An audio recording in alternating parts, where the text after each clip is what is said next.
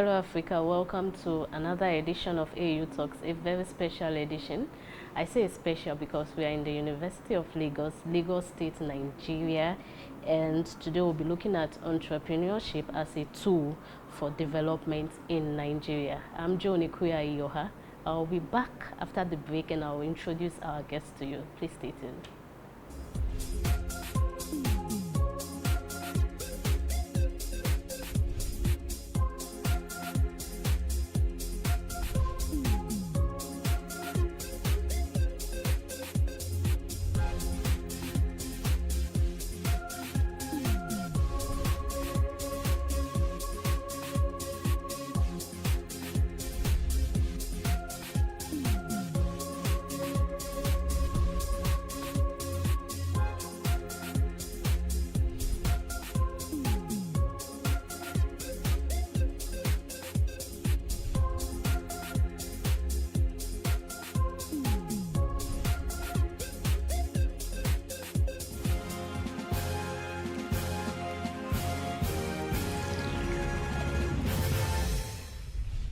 For Nigeria, newly independent and the world's most populous black nation, a new dawn broke in 1962 when the University of Lagos was established.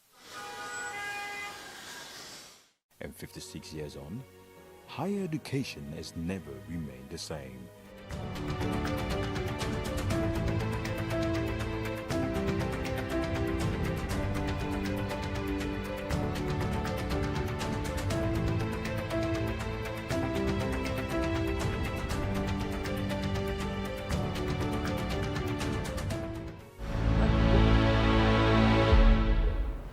Welcome back. As I said before the break, I will introduce our guest to you.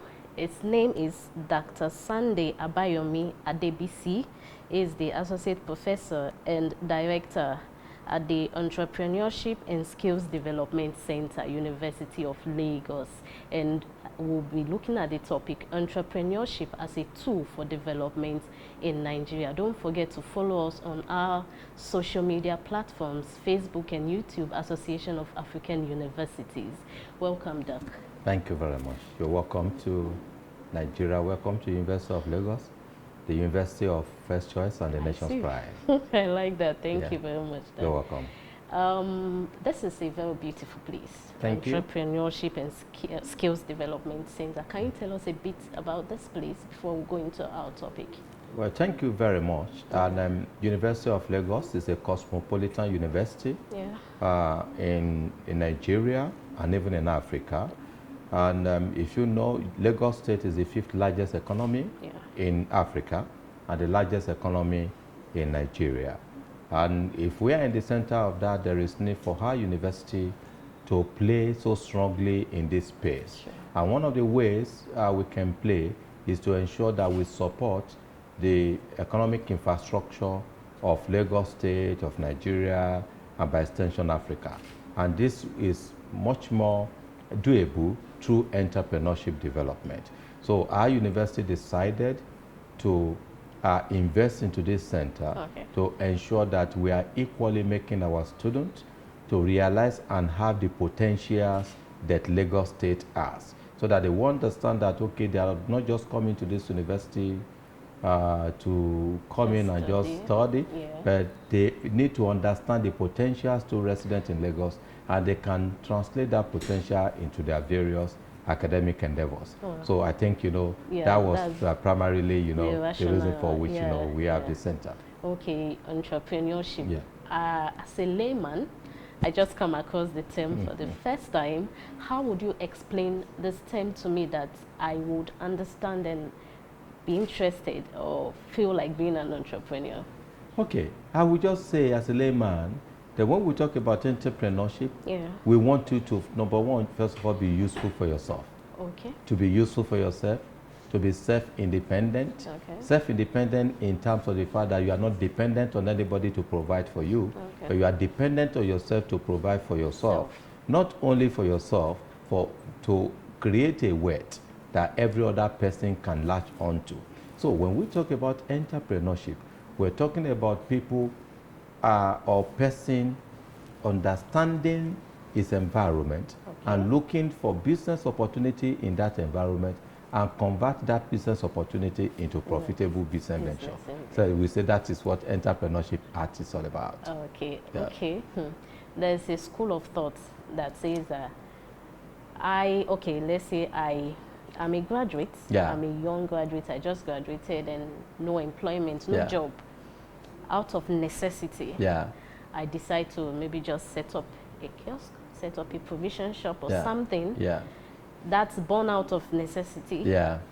Would you call that, would you call me an entrepreneur? Because some have this thought that entrepreneurs, you don't do it out of necessity. It's something that is born out of need of a society and creating wealth, as you said. So who can be called an entrepreneur, and what motivates that person? What's the biggest motivating factor? Thank you very much. That's a very good question. I will tell you, let me give you another definition of who an entrepreneur is. An entrepreneur is a person that has an eagle eye for opportunity. Okay. That has an eagle eye for what? Opportunity. And not just, having the eagle eye, it will convert the opportunity to what? Profitable business venture.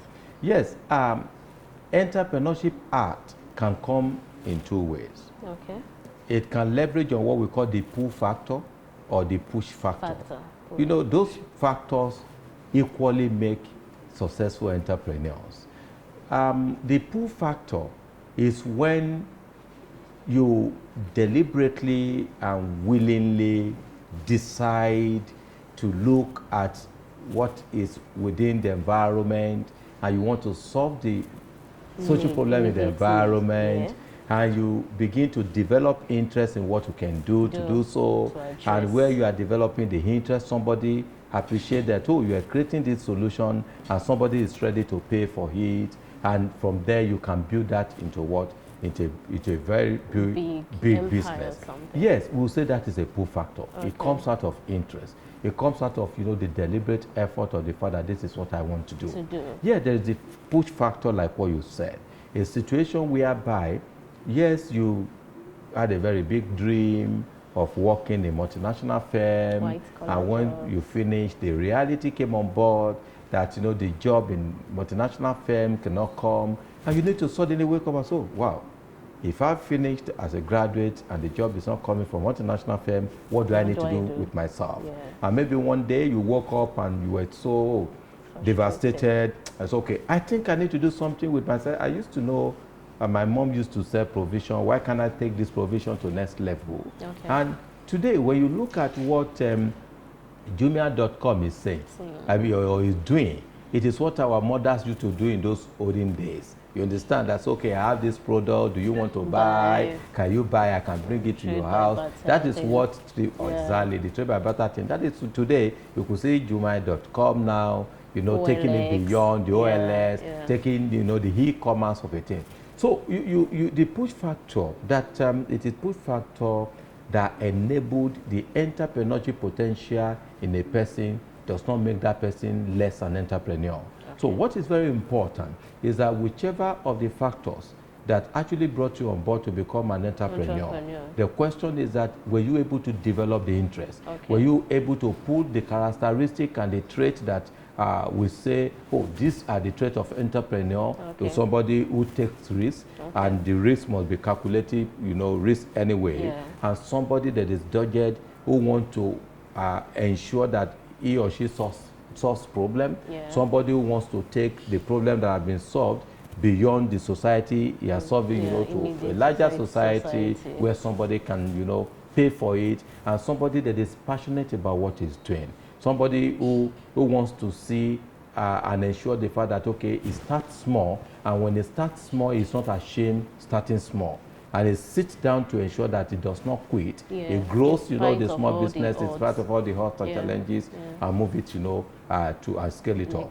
You see, we have a sample of all of them. All the big guys, the Rockefellers, you understand, or the Ford of this world, they had their smaller stories. Sure. They all started small. But from the scratch, they sat down tightly with what they started with, and today they are multinationals. So Coca-Cola, you know, they don't start as a big multinational. When they started in Atlanta, it was just a small family business. But see where Coca-Cola is today, it's almost everywhere in the world. So, and we can equally support the Africans to build brand that will be bigger than Coca-Cola, that will be bigger than Ford tomorrow. And that is what I think our focus needs to be, not necessarily whether the pull factor or the push factor, you know, are the one necessitating entrepreneur in Africa. I must tell you, to be very frank, the push factor will play a major role. Because, the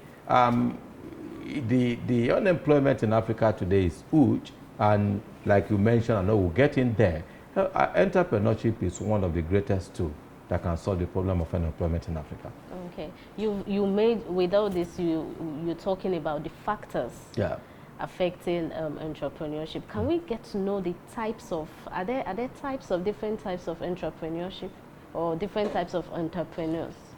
Yes, you see, what we try to do at every point in time is to know, because we always, when we talk about entrepreneurship, we don't really want to start talking at the highest level of success. We want to take it, you know, from the smaller level. Because for you to be seen as an entrepreneur, we must be able to say that you have weathered all the storms, and you have moved through all the up and downs, and you have a good story to tell. And the good story you are telling now is that, oh, I remember when I was small, a small shop. When I was just a shop that, you know, I have 2 customers in a day, but I sat down with it. That is the story, you know, the upcoming entrepreneurs want to listen to. And here I am today. You can see me that I have not only just a shop, that I have like 100 branches across Africa, but also time I started, you know, from just a very small shop. When you look at the story of Dangote, you know, it's a very beautiful story. Dangote today is an example of a successful entrepreneur. You understand? Because he at no point in time did he quit. And the journey was not smooth. The journey was very rugged, but you see Dangote staying in that journey. In fact, as a matter of fact, several people have been failures in Nigeria manufacturing sector. But you see that Dangote stayed in the manufacturing sector until Dangote successfully made other entrepreneurs to stop only trading and looking into what, you know, investing into the real sector of the economy. So you could see that when you ask him his story, or you ask him to tell you how easy it is, you will understand that today the Dangote you see that is very successful. It's not just, you know, a success that is gotten on a platter of gold. So that is why we do not really want to say to start doing some ranking or classification. One thing very important is that entrepreneurship is more or less like a calling. Once, whether by push factor or by pull situation that brought you to become an entrepreneur, can you stay on track? Can you stay on track of the entrepreneurship? Can you weather the storm? Do you believe that this small business that you're starting can grow to become big? And that is, you know, Henry Ford from history was said it was less than $3,000 business. Do you know how many billions of dollars business that Henry Ford is today?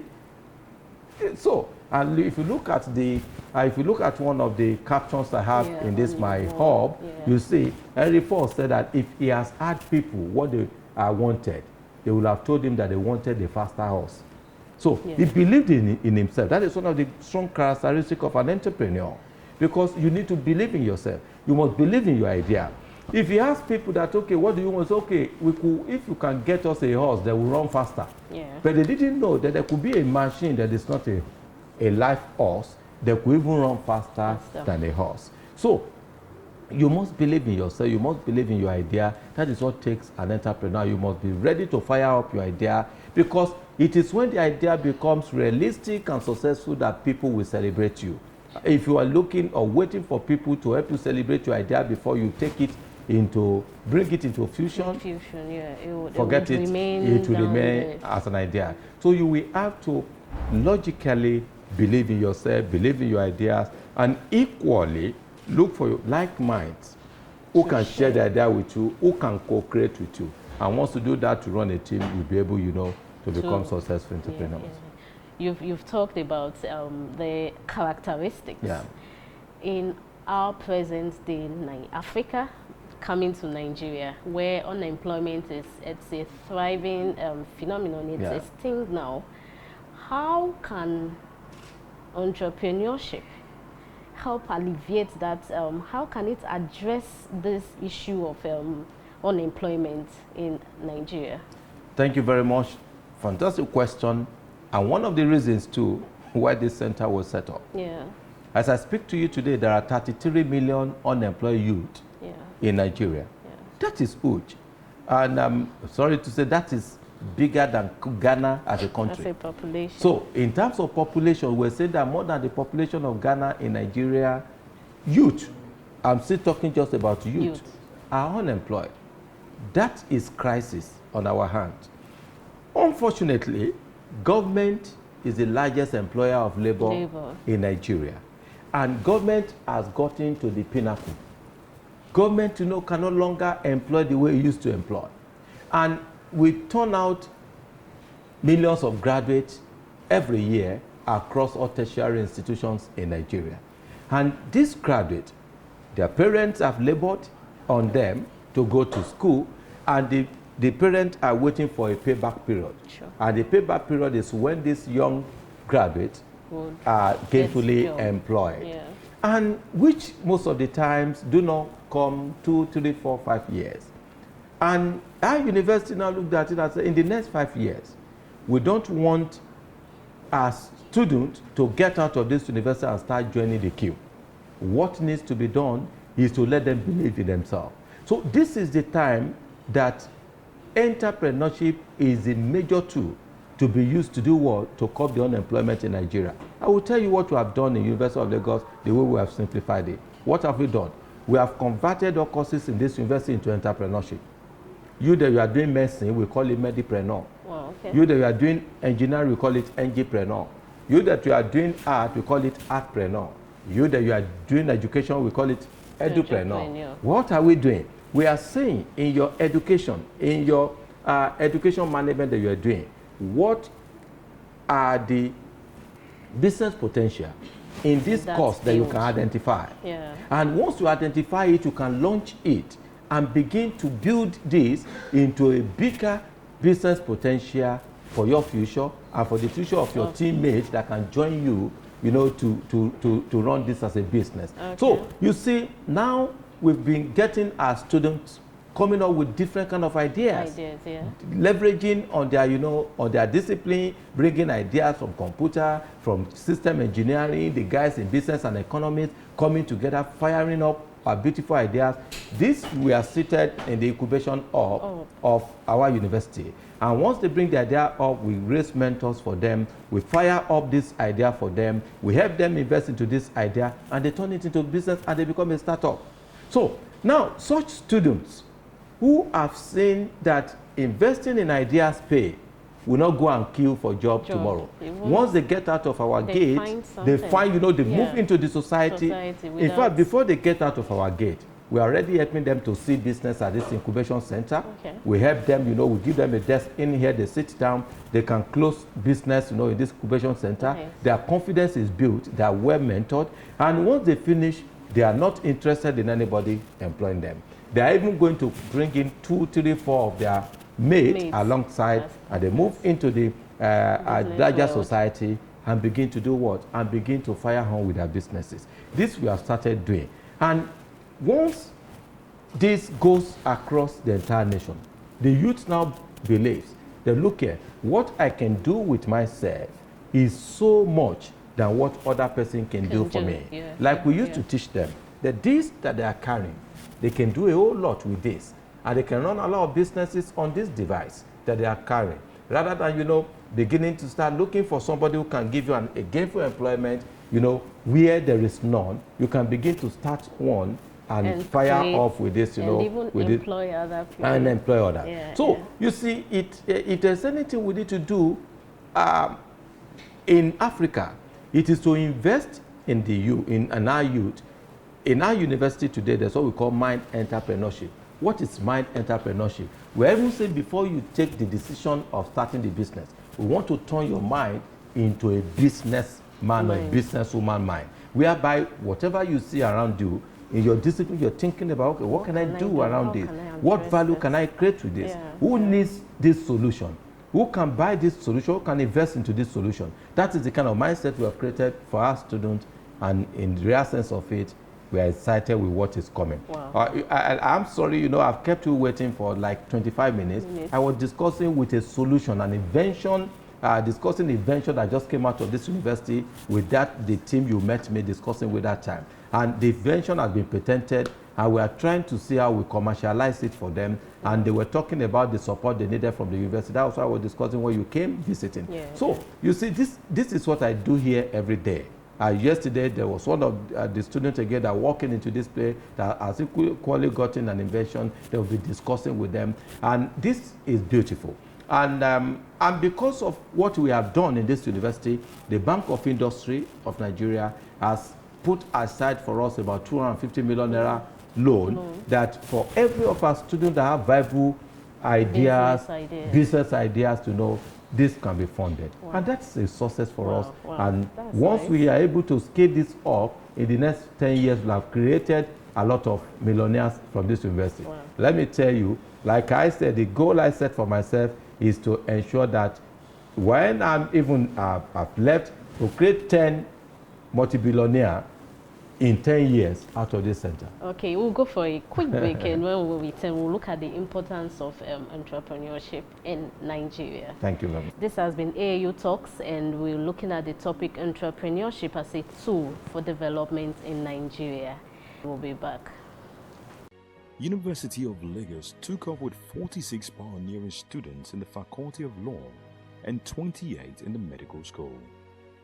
While students of the medical school had their first lectures on 3rd October 1962, those in commerce and law had theirs on 22nd October 1962.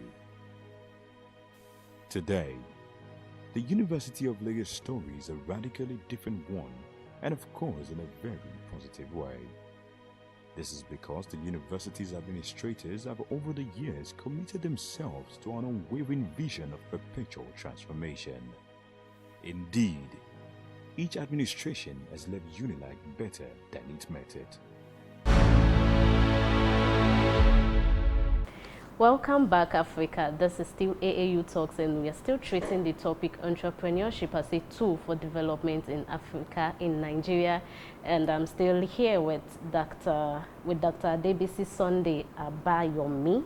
And before we went on the break, we talked about the characteristics of an entrepreneur and types of entrepreneurs, even if we didn't give a straight distinguishing between entrepreneurs. And now we'll look at the importance of this sector. You've stated a lot. So with this, the importance of entrepreneurship cannot be overemphasized. I want to know some important, not even some, like the importance of entrepreneurship in Nigeria. Thank you very much. For every economy that we develop, it is the risk sector that will develop that economy. And the risk sector completely thrives on entrepreneurship. When you look at America today, that we talk about, let me give you an example of Canada. Canada economy is built completely on entrepreneurship, small and medium scale entrepreneurs.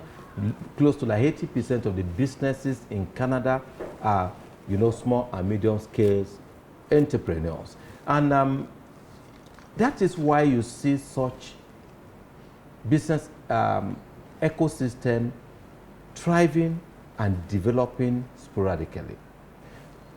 We, as a nation in Nigeria, we used to jocularly talk to ourselves that we're a consuming nation. That is, you know, we're a big market. Everybody wants to get into our market because we are huge and, you know, it's fertile. And whatever you bring into this nation, we sell. And that is not really developing our economy. It's making us, you know, to just consume and not really produce. But you discover that, you know, entrepreneurship is a fundamental, or let me say production is a fundamental characteristic of entrepreneurship. And the entrepreneur is going to look at its environment and begin activities of production within its environment, create value, and the value it takes to that environment, and somebody buys the value from him. And that definitely, you are increasing the gross domestic product. So the GDP of this nation will only be increased and will be, we rank alongside its peer in terms of our number, in terms of how big we are as a nation. Yet that we have the largest economy in Africa, it's not as large as we are huge. When you compare the difference between our population and the difference of the population of South Africa, that is not the difference in gross domestic product between us and South Africa. We're just a little bit ahead of them. And meanwhile, in terms of population size, we are more than 4 times of South Africa. So is our GDP more than 4 times of South Africa? No, is the answer. So in that regard, it is our attention to entrepreneurship that this can be achieved. You can imagine we have 55,000 students in this university. If just 50% of them, which would be 27,500, can latch on to entrepreneurship, and they come out with one business out of this university, and they start producing, and they hit the market running. If the 27,500 people, if they employ 2 persons, can you see the interpolation in terms of gross domestic production? And can you know the kind of wealth that will create? And that is going to affect, if each of them affect 2 family members. Can you see the interpolation? I'm just talking about University of Lagos alone. So it is so important. The importance can never be underestimated. If we must be huge in terms of wealth, like our population is, entrepreneurship is the answer. And this entrepreneurship must promote production, must promote investment into the real sector, must promote people believing in themselves and ready to look at the various problems in our environment and be ready to want to do what to solve those problems. You see, one thing you must understand, it is said in every 4 persons in Africa, 1 is a Nigerian. That is how huge we are. Yeah. And if Nigeria is the China of Africa, once we get it right, because of our number, because of our potential, the African nation, many African nations will be liberated. So, and this is majorly possible by entrepreneurship, by developing the entrepreneurship, ecosystem in Nigeria, so as for that, to do what? To extend to other African nations. So once we do that, I know for sure that we'll be able to create much more wealth. We'll be able to create, jobs for the youth. We'll be able to create ecosystem that will be free of crime. Because when you look at those people perpetuating crime today, you discover there are those youth who are idle, who are unemployed, and they want to, put their brains to use. And in putting their brain to use negatively, they go into kidnapping and go into all manner of social vices.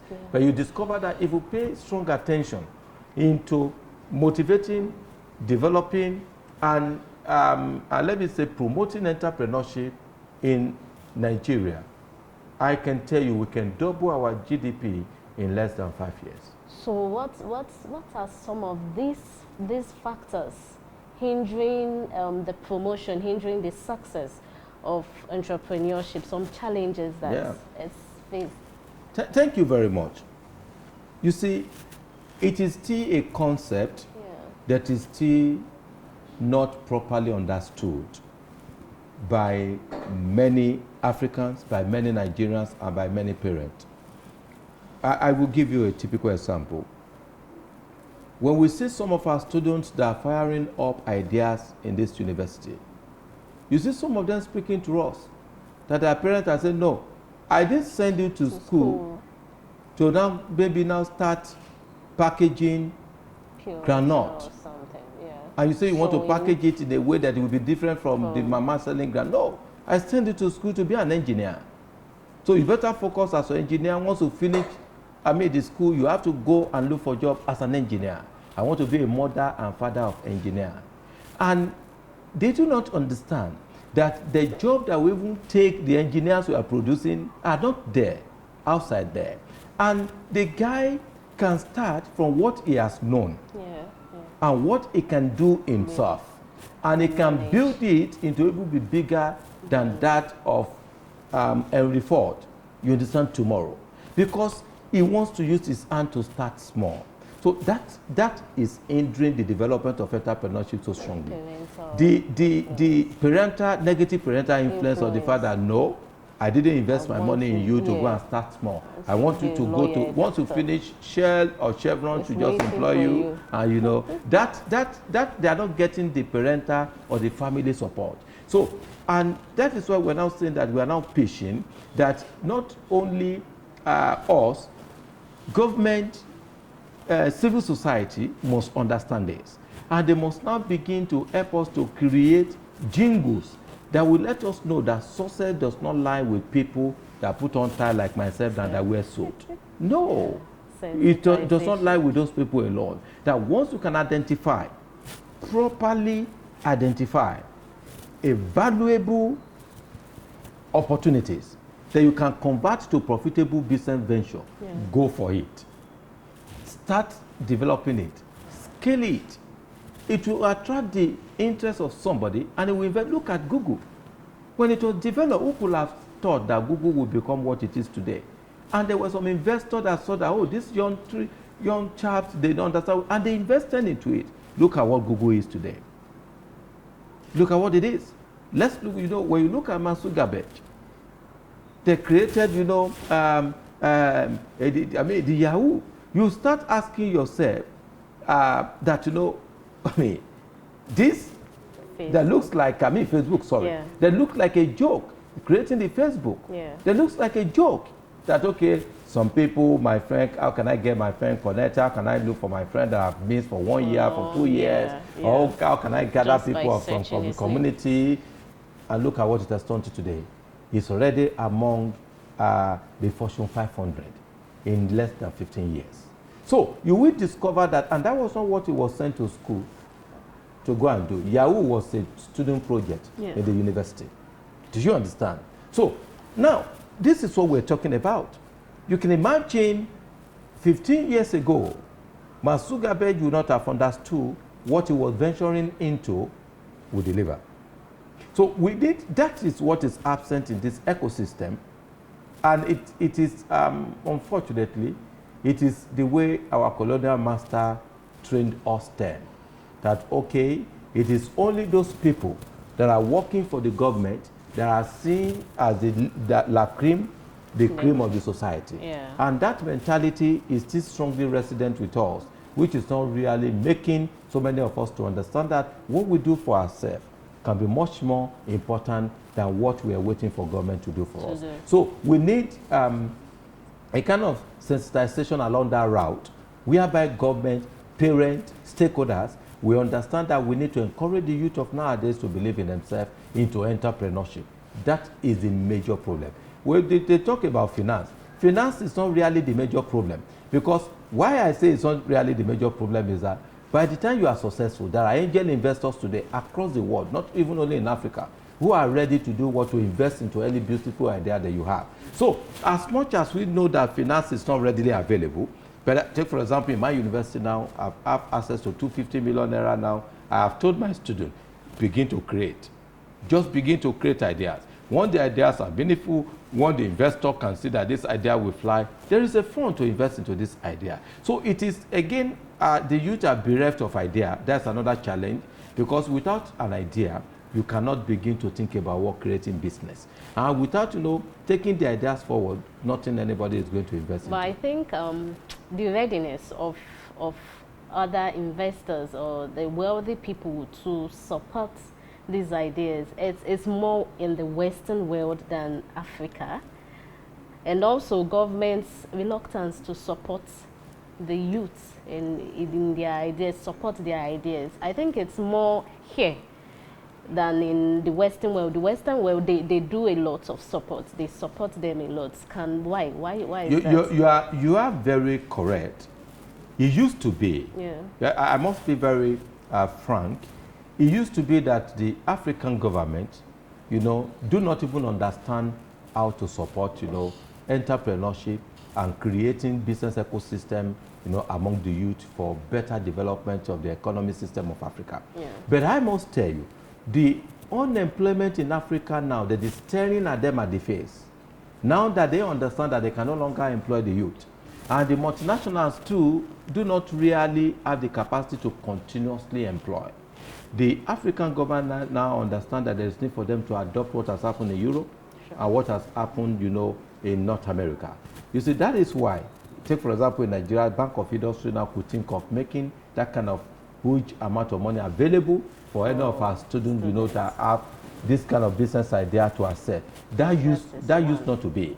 So that is why I don't really want to say that they do not understand it again. They are getting, let's put it, that they are getting to understand how important it is to support entrepreneurship development in Africa. And in Nigeria, the government is getting to understand that.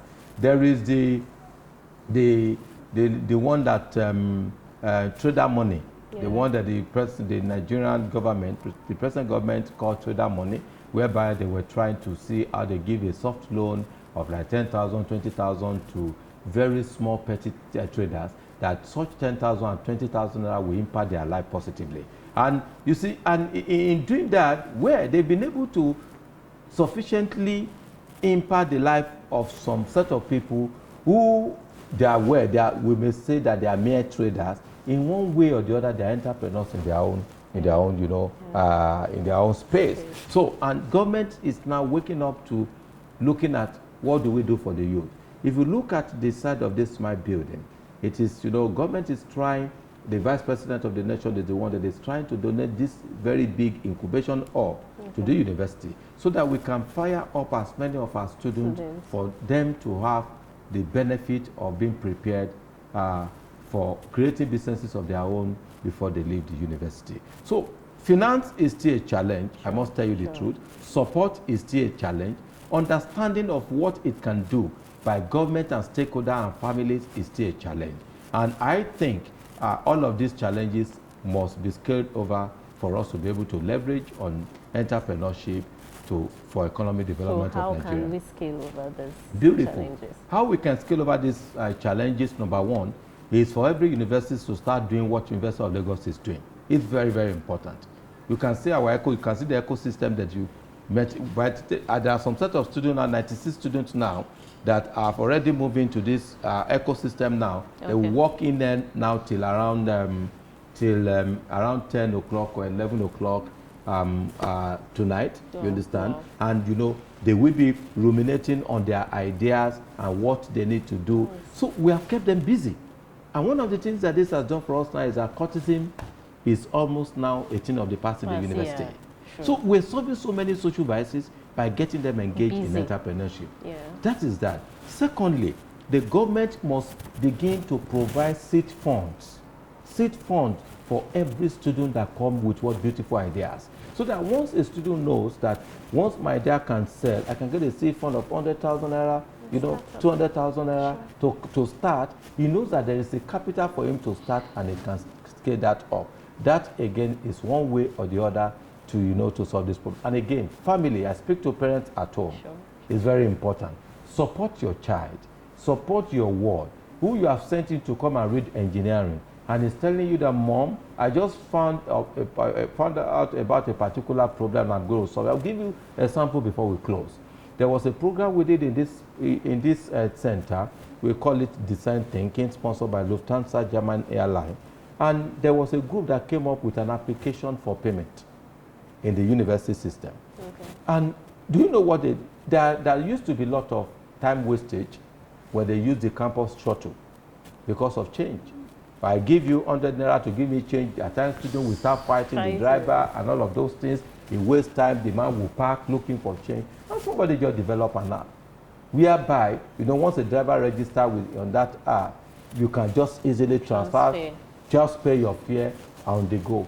And you pay your fare on the go, and the driver sees it on the go. You just enter the cab, you drop, nobody is arguing on 10 naira or 20 naira. And you see, and today it's a solution. And it's a solution you don't have been provided in here. So we must support our ward and our students for them to navigate the route they want to navigate. Not necessarily to be that engineer you've sent them to be or to be the medical. They must complete that degree.